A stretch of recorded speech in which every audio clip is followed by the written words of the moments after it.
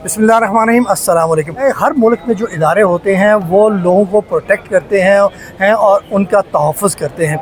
लेकिन पाकिस्तान में सीसीडी का केस जब भी बनता है तो उस फैमिली के औसान ख़ता हो जाते हैं कि उनका केस जो है वो सीसीडी में चला गया है और उसके बाद उनका क्या बनेगा। तो ये एक खौफ की अलामत जो है ये अभी तक कायम है और इस हवाले से बहुत सारे मुकदमा जो हैं वो हमारे सामने आते हैं जिसमें मावराए अदालत जो है वो कत्ल कर दिए जाते हैं और इन तमाम केसेस में जो है वो अक्सर जो नाम आता है वो सीसीडी का ही सामने आ रहा है। तो हमारे साथ इसी तरह का एक केस है और इसमें जो वकील हैं तनवीर अब्बास भुट्टा साहब हैं, इनसे तमाम मालूमात लेते हैं कि असल में वक़ूआ है कि तनवीर साहब थोड़ा सा इस तमाम केस का वक़ूआ ज़रा बयान करें। बिस्मिल्लाहिर्रहमानिर्रहीम, इय्याका नअबुदु व इय्याका नस्तईन।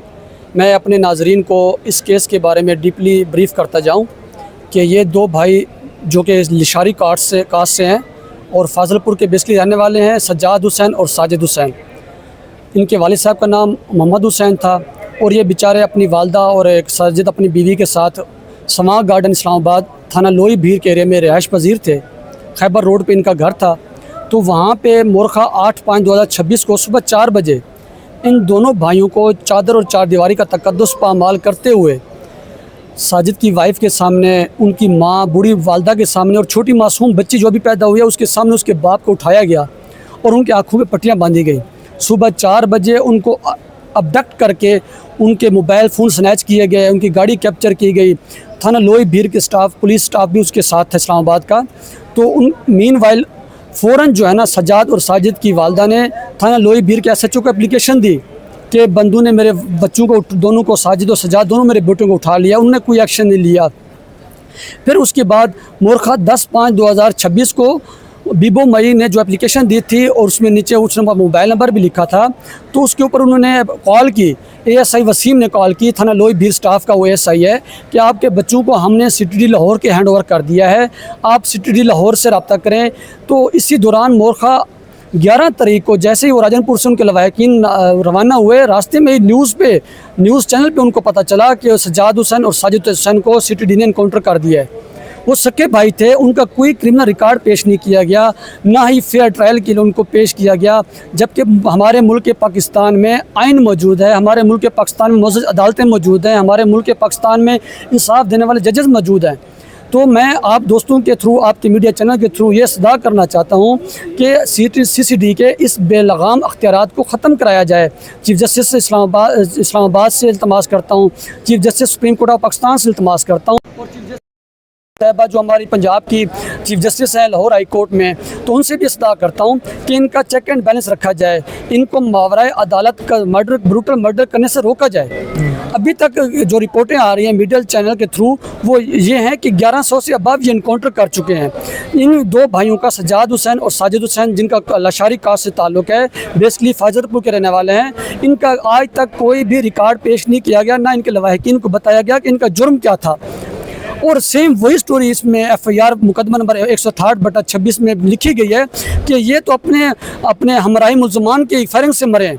और फिर इनके तनवीर साहब, इसमें मुकदमा क्या था जिसमें हमराही मुल्ज़मान के तहत मरे हैं? वो कौन सा मुकदमा है? इसमें इन्होंने कॉन्ट्रैक्टेड स्टोरी ये बताई है, फैब्रिकेटेड स्टोरी ये बताई है कि हम फलां जगह पे नाका लगाए हुए थे, सुबह 4 बजे गाड़ी को आते हुए देखा, हमें देख के उस गाड़ी ड्राइवर ने पीछे रिवर्स करने की कोशिश की, हमने मशकूक जाना और गाड़ी को रोकने की कोशिश की, नहीं रुकी।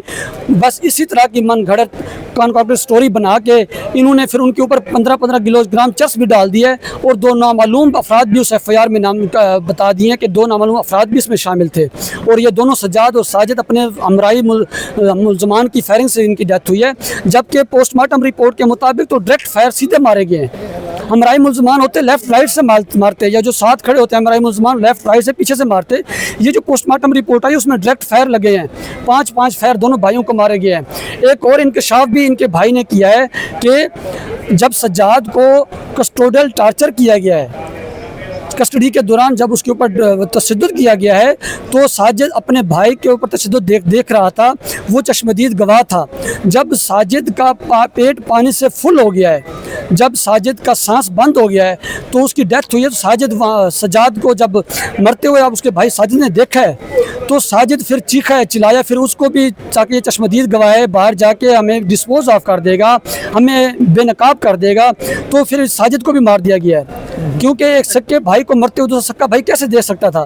तो असल स्टोरी ये है, जबकि इन्होंने मन घड़त स्टोरी ये बनाई है कि हमने गाड़ी को मशकूक जान के रोका और हमराई मुल्ज़मान से दो भाई साजिद उनकी डेथ हुई है। ऐसा हरगिज़ नहीं है। अच्छा तनवीर साहब, ये बताइए कि अब लीगल पोजीशन क्या है, आपने क्या पिटीशन दायर की है और इस पर ऑर्डर क्या हुए हैं? एक तो मैंने इस्लामाबाद में जस्टिस इनाम अमीन मिन्हाज साहब की कोर्ट में रेट पिटीशन दायर की है, जिसमें मैंने ये प्रेयर की है कि 8/5/2026 में के दिन सुबह 4 बजे से लेके रात 12 बजे तक उस एरिया की जहाँ पे वो दोनों भाई रिहाइश पजीर थे अपनी बीवी और अपनी वालदा के साथ, उस एरिया की CCTV footage safe city cameras की मदद से वो मटेरियल एविडेंस को प्रिजर्व किया जाए।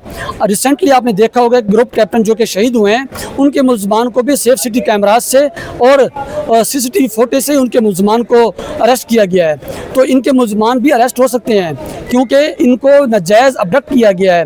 और मैंने ये भी प्रेयर की है कि इस मटेरियल एविडेंस को सेव कराया जाए, जिसमें जस्टिस इनाम अमीन मिन्हाज साहब ने एसएसपी ऑपरेशन जो कि इस पॉइंट नंबर 3 रेट पिटीशन में उनको डायरेक्शन दी है कि आप within 30 days speaking order pass करें और मटेरियल एविडेंस को प्रिजर्व करें और विदिन 30 डेज आप एक स्पीकिंग ऑर्डर कोर्ट में सबमिट कराएं।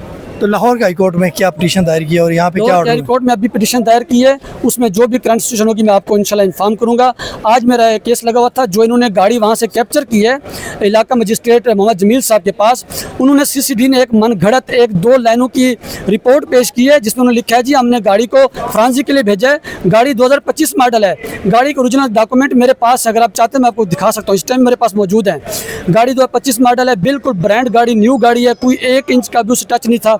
ये इन्होंने केस को लिंगरान करने के लिए और अपना सेफ फेस करने के लिए, अपने आप को इनोसेंट शो करने के लिए इन्होंने नई स्टोरी घड़ लिया। गाड़ी को हमें फ्रांसी के लिए भेजा क्योंकि टेम्परिंग थी, वो तो न्यू गाड़ी थी, उसके ओरिजिनल डॉक्यूमेंट हमारे पास है कंप्यूटराइज। जब मैं आपको अपने नाज़रीन को यहाँ पे ये बताता जाऊँ, जब गाड़ी का एक कार्ड बनता है एक्साइज ऑफिस के थ्रू, तो वहाँ एक्साइज ऑफिस में वहाँ पे उसकी प्रॉपर इंस्पेक्शन की जाती है, इंस्पेक्शन फॉर्म फिल किया जाता है, उसके बाद ही गाड़ी को फिट फॉर ड्यूटी किया जाता है। वो इंस्पेक्शन फॉर्म फिल होने के बाद आपका कार्ड बनता है आपके नाम का, आप उसके ओनर डिक्लेयर होते हैं। तो इन्होंने एक मन घड़त जो है ना रिपोर्ट पेश की है इलाका मजिस्ट्रेट मोहम्मद जमील साहब की कोर्ट में, जिसको मैंने चैलेंज किया है। तो उसके बाद मोहम्मद जमील साहब ने डायरेक्शन दिया आज कि डायरेक्टर फ्रांसिक को भी लिखा है और पुलिस को भी लिखा है कि आप इसमें एक प्रॉपर तफसीली रिपोर्ट मुझे पेश करें कि आपने किसके कहने पे और क्यों आपने फ्रांसिक के लिए गाड़ी भेजी है। ओके तनवीर साहब, थैंक यू सो मच। ये एक नई खबर के साथ दोबारा आपकी खिदमत में हाजिर होंगे, तब तक अपने मेज़बान तारिक खान को याद दीजिए। अस्सलाम वालेकुम।